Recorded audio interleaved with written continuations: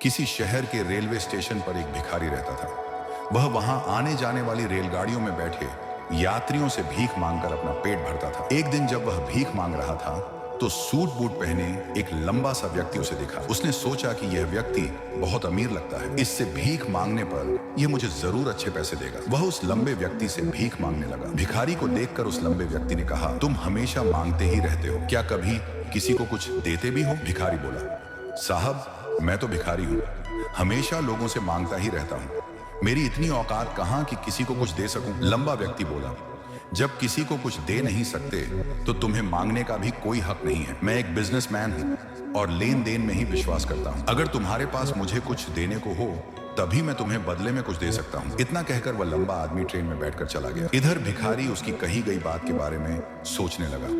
उस लंबे व्यक्ति के शब्द उसके दिल में उतर गए। वह सोचने लगा कि शायद मुझे भीख में अधिक पैसा इसलिए नहीं मिलता क्योंकि मैं बदले में कुछ दे नहीं पाता, लेकिन मैं तो भिखारी हूँ, किसी को कुछ देने लायक भी नहीं हूँ। बहुत सोचने के बाद उसने निश्चय किया कि अब से जो भी उसे भीख देगा वह उसके बदले में कुछ जरूर देगा। पर सवाल यह था कि वह खुद भिखारी है तो देगा क्या? 2 दिन तक यही सोचता रहा। तीसरे दिन जब वह स्टेशन पर बैठा था तो उसकी नजर पास के पौधों पर खिले फूलों पर पड़ी। उसने सोचा, क्यों ना मैं भीख के बदले फूल दे दूं। विचार उसे अच्छा लगा। उसने फूल तोड़े और ट्रेन में भीख मांगने गया। अब जब कोई उसे भीख देता तो वह बदले में एक फूल दे देता। लोग ये फूल खुशी से रख लेते। धीरे धीरे उसकी पहचान फूल वाला भिखारी बन गई। अब उसे पहले से कहीं ज्यादा भीख मिलने लगी, लेकिन उसने गौर किया कि जब तक फूल होते तभी तक उसे भीख मिलती। फूल खत्म होते ही लोग भी कुछ नहीं देते। कुछ दिन बाद वह फिर उसी लंबे व्यक्ति से मिला जिसने पहली बार उसे समझाया था। उसने पैसे दिए और भिखारी ने बदले में फूल दे दिए।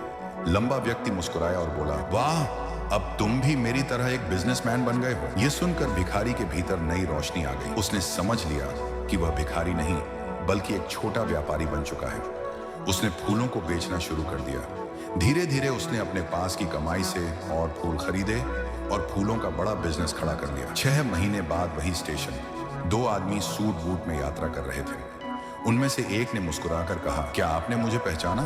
दूसरा बोला, नहीं, शायद हम पहली बार मिल रहे हैं। पहला व्यक्ति हंसकर बोला, नहीं, हम तीसरी बार मिल रहे हैं। मैं वही भिखारी हूँ।